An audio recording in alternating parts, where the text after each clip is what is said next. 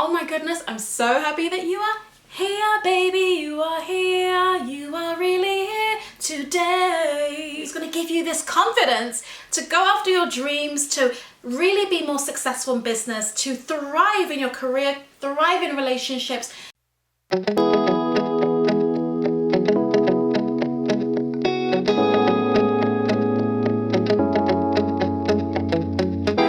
Welcome back to another fabulous episode of Tea and Talks with Queen Chioma. Oh my goodness, I'm so happy that you are here, baby. You are here.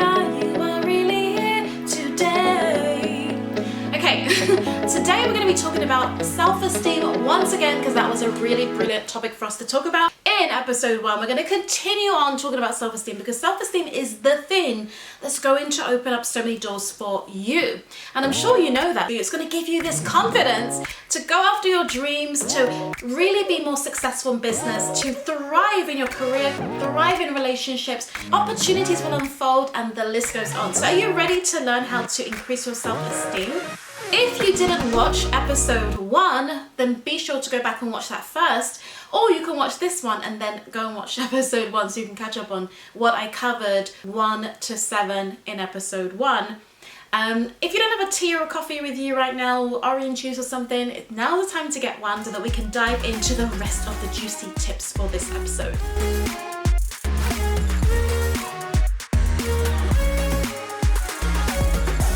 So now we are at number 8. Number 8 is to exercise. Exercise is one of the best ways to feel really good about yourself. We all know that when we exercise, we have that boost. Endorphins are released and we just literally start to feel really good because we're really moving our bodies. We are moving. There are so many ways to exercise. You can go to the gym. If you can't go to the gym live in the flesh based on the pandemic, you can literally join virtual gyms. There are dance classes, aerobics, there are fitness apps. I mean, there is so much. YouTube videos with so many different wonderful videos to check out. One of the apps that I am signed up to is the 8Fit app. I find it to be really good and definitely some really cool workouts on that app. I love to work out at home as well. I used to love going to the gym a lot. I love working out at home as well. I love working out in my garden. I do love using my skipping rope, weights. I love to do things like a lot of aerobic exercises, boxercise, things like that. So I definitely love to keep fit at home.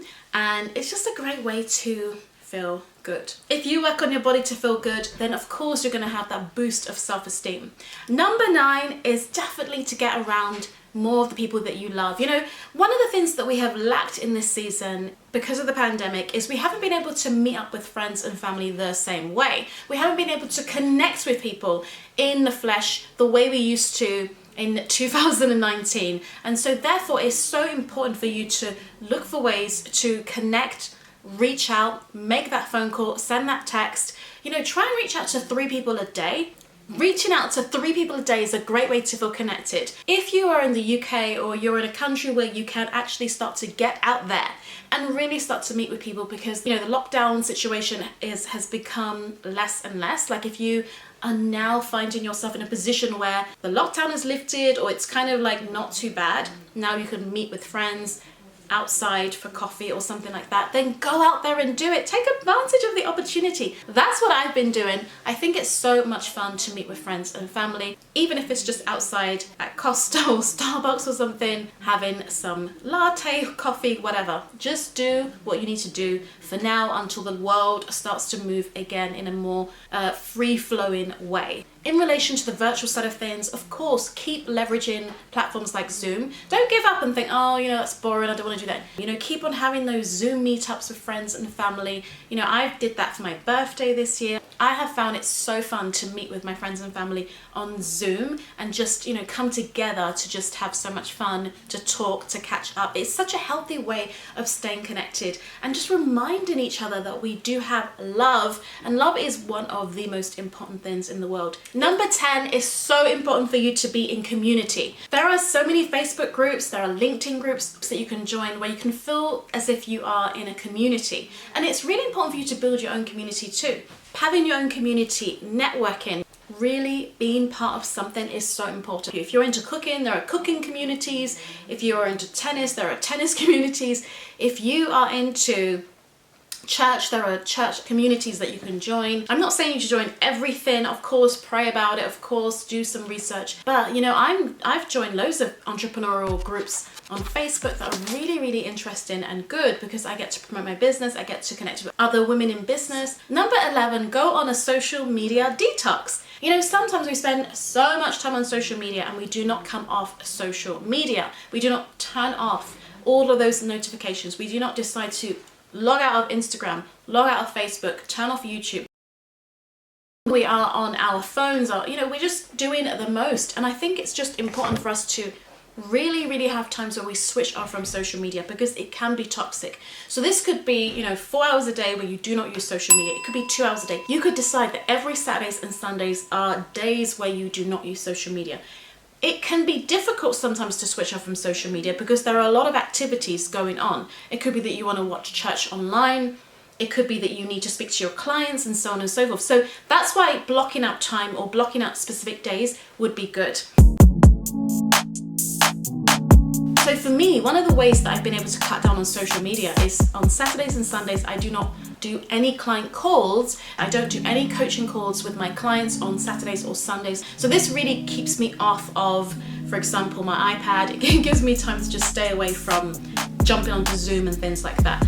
Now, I still might use my iPad, but I would use it to maybe watch a film on Netflix or just use it to watch church on Sunday, something like that. So you can also use your devices in different ways. So it could be on the weekends, you only speak to family and friends. It's really about finding times where you can cut down on being on social media and do other things that can really nourish your soul and make you feel good. Now we are at number 12, and number 12 is all about changing your diet. Now, let me just throw a disclaimer out there quickly. With every tip I've given you, just remember that I'm not a doctor, I'm not a nutritionist or a certified health expert or in any way, shape or form. So definitely speak to your doctor, speak to your nutritionist or whoever it is, your dietitian. That will help you to make the right decision in relation to your health and your diet. So as much as I'm giving you these tips, just bear in mind that I'm not like qualified in that area. With that being said, I definitely think we all know that if we don't look after ourselves in terms of what we eat, it will affect us. You know, there is a saying that you are what you eat. There was a program, and it's true. Like if you are eating junk food all day and all night, it is going to affect you and make you feel groggy. It's going to make you feel really lazy. It's going to make you feel bad. But if you eat nutritious foods and drink lots of water and, you know, take good care of yourself by really nourishing yourself with fruits and vegetables and, you know, making sure that you're getting in those greens, you're getting in having a smoothie, you are eating nutritious foods and cutting down on junk food, cutting down on too much sugar and things like that. It will make a difference. You know, if you look after yourself, your self-esteem will improve because you're going to feel much better.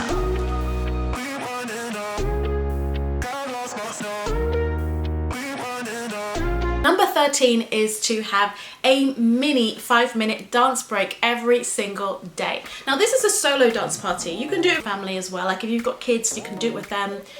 Or you can do it together with a bestie on Zoom or something. It's all up to you. But I want you to take at least 5 minutes a day just to dance to music. Dancing is one of the best ways to feel good. And one of the things I love doing is just trying to find 5 minutes to dance. Like I put music on and I'll just dance, and sometimes I do it for like 25 minutes. It's a great way to lose a few calories.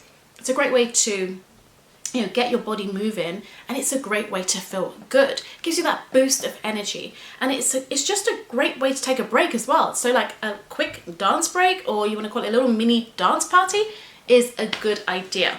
I've been doing this a lot, and I do think it really affects your business positively because it can just make you have more energy when you go on live streams. It can make you have more energy when you are on Instagram stories. It can be fun as well, and it can even be funny when you dance on Instagram when you do it on your stories. Number 14 is to work on self-development. One of the best ways to do this is to read good books. There are so many amazing books out there that you can read. I have downloaded the Audible app, and I also have an app called Blinkist. Blinkist helps you to sort of like listen to books or read books they provide you with summaries, so you can like listen to a book, but a very short version of that book, like the main points of the book. And you can also do the same with reading little points of the book as well. So instead of reading this whole big, book that will take like days to read, or whether it's, one full day to read, you can actually read the book, but in little bite sizes by them giving you the key points of that book. So it's such a great app. And then if you want the full-on thing, they do have long-form audiobooks too.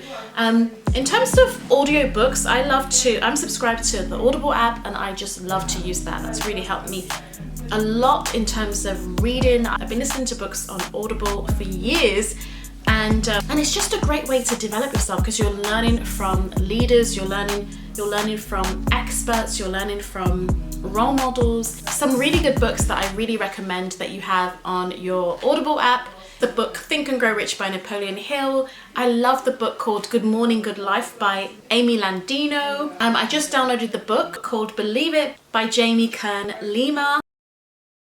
Number 15, make a decision to be happy. Now, happiness is something that we have to strive towards. I believe that the pursuit of happiness, the film that Will Smith was, the star of, I really do believe in that concept, that it's a pursuit. It's this idea of being happy. It's not something that just falls in our lap. It's something that we need to work on. If you want to be happy, you need to work on it. If you want to be happy, you need to make a decision to be happy. If you want to be happy, you need to do the things that will make you happy and stop doing the things that make you unhappy.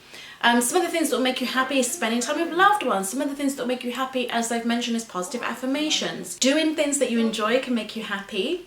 Thinking positive, letting go of negative thoughts, and so on and so forth. But it really is a decision. Watching good movies, listening to good music, spending time with God, basically having a bit more balance in your life as well. Because sometimes if we feel we're super out of balance, that can make us feel unhappy. Or if you feel like you're completely drained and not taking enough breaks, that can make you unhappy. So really think about what makes you happy. Write down a list of the things that make you happy, and then begin to do more of those things. And write down what makes you unhappy, and also try and stop doing those things that are making you unhappy. So if it makes you unhappy to spend time with certain people, then spend less time with them, or don't spend time with them. If you feel unhappy every time you procrastinate, then try and work on ways to be more productive so that you're not always procrastinating. And there you have it. I've just given you 15 ways to increase your self-esteem and your self-confidence. I hope this was helpful, and I would love to see you in my membership called Queen Moments. And so if you need help with PR and media, get yourself over into the membership, get yourself signed up so that we can work together. I can help you to be in the media.